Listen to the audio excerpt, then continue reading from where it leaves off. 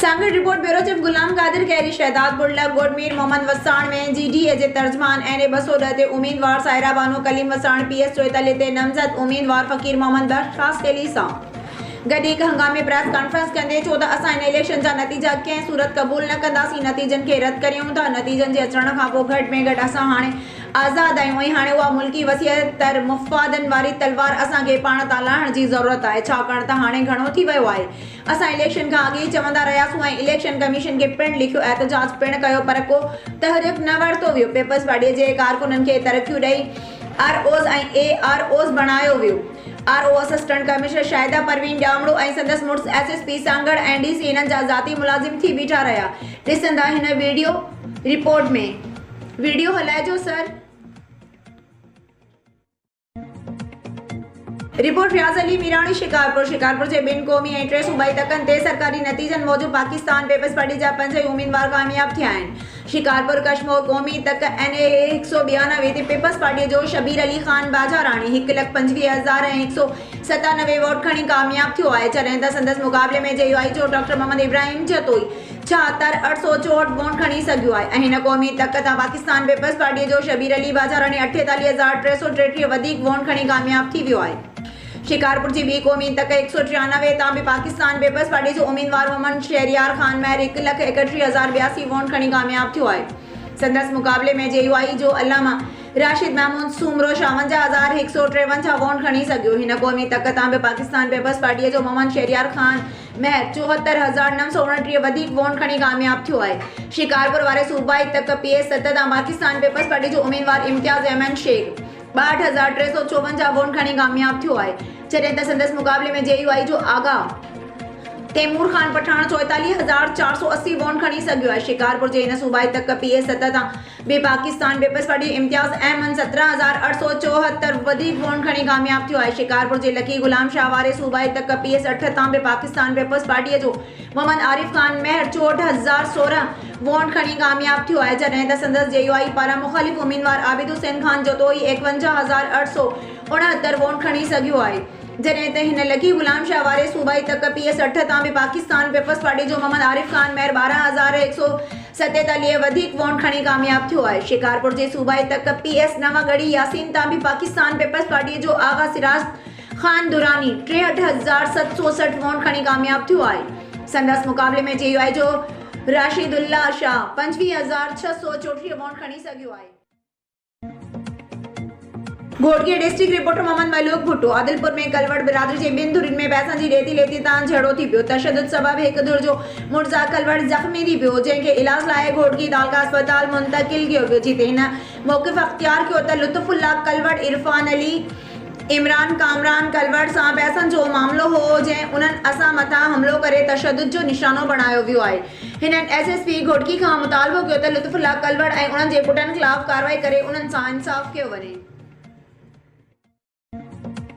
ठुल report face Subro general election में ठुल जे सूबाई असेंबली जे सीट PS2 जी इलेक्शन में PP उम्मीदवार JUI ऐं जमात इस्लामी जो उम्मीदवार में मुक़ाबलो। PP JUI उम्मीदवारनि में कांटे जो मुक़ाबलो। PS2 ठुल जे गैर सरकारी नतीजे में PP जो उम्मीदवार डॉक्टर सुराब खान सरकी 53,298 वोट खणी कामयाब थी वियो, जॾहिं त JUI उम्मीदवार मीर शफ़ीक अहमद खोसो 77,662 वोट खणी सघियो। PP उम्मीदवार डॉक्टर सुराब खान सरकी JUI उम्मीदवार मीर शफ़ीक अहमद खोसो खे 5,636 जे वोटनि जी लीड सां शिकस्त ॾेई कामयाब थी वियो आहे, जॾहिं त जमात इस्लामी जो उम्मीदवार अब्दुल हफ़ीज़ बाजाराणी 853 वोट खणी 3 नंबर ते आयो। होॾां PP उम्मीदवार डॉक्टर सुराब खान सरकीअ जी कामयाबी ते सरकी बिरादरी जे माण्हुनि में इतिहादिन सैयद वाहिद बख्श शाह, सैयद रिज़वान अली शाह, मीर फिदा हुसैन खान लाशारी, आफ्ताब अहमद पयार, आफ़ाक़ अहमद पयार, रेस गुलाम अली लाशारी, मुजाहिद अली दायो ऐं ॿियनि मिठाइयूं तक़सीम करे ख़ुशीअ जो इज़हार करे हिक ॿिए खे मिठाइयूं खाराए मुबारकूं ॾिनियूं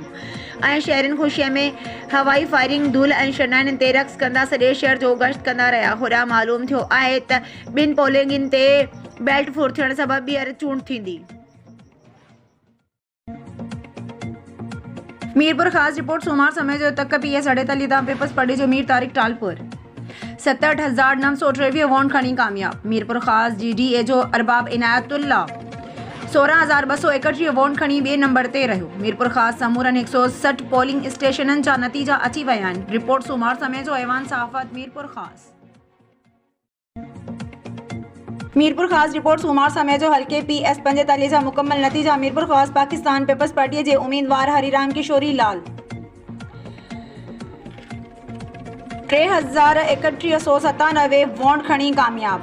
मीरपुर ख़ासि MQM पाकिस्तान जो उम्मीदवार ज़फ़र कमाली 2,099 वोट खणी हाराए वियो। ऐवान सहाफ़त सूमार समय जो मीरपुर ख़ासि। मीरपुर ख़ासि रिपोर्ट सूमार समय जो तक NA 212 मीरपुर ख़ासि 2 जा ग़ैर हितमी ऐं ग़ैर हितमी नतीजा। 330 पोलिंग स्टेशननि जा 212 नतीजा। मीरपुर ख़ासि PB उम्मीदवार मीर मुनव्वर टालपुर 93,424 वोट हासिल कया। मीरपुर ख़ासि आज़ाद उम्मीदवार सैद अली नवाज़ शाह 32,169 वोट खया। ऐवान सहाफ़त सूमार समय जो मीरपुर ख़ासि। रिपोर्ट जुल्फ़िकार अली तगड़ नौशरो फ़िरोज़ी शहर ठारू शाह में टाउन इंतज़ामिया जे अकाउंट क्लार्क करप्शन जा सॼा रिकॉर्ड टोड़े छॾिया। सफ़ाई जे लाइ आयल बजट चट करे वई। सॼे शहर में गंदगीअ जा ढेर लॻी विया, जंहिंसां आवाम सख़्त परेशानीअ जो शिकार। गलियूं नालियूं बंदि थियण सां किनो पाणी जमा थी वियो, जंहिंसां शहर में मलेरिया ऐं डायरिया जहिड़े ख़तरनाक बीमारियुनि जे पखिड़िजण जो अंदेशो। सियासी समाजी रहनुमान पारां हिन करप्शन जी बादशाह जेका टाउन जो अकाउंट क्लार्क हूंदे टाउन ऑफिसर जी ड्यूटी थो करे, फौरी इंक्वायरी कराए ऐं शहर में सफ़ाई कराए वञे, न त ॿी सूरत में असां मजबूरन एहतजाजी मुज़ाहिरो कंदासीं।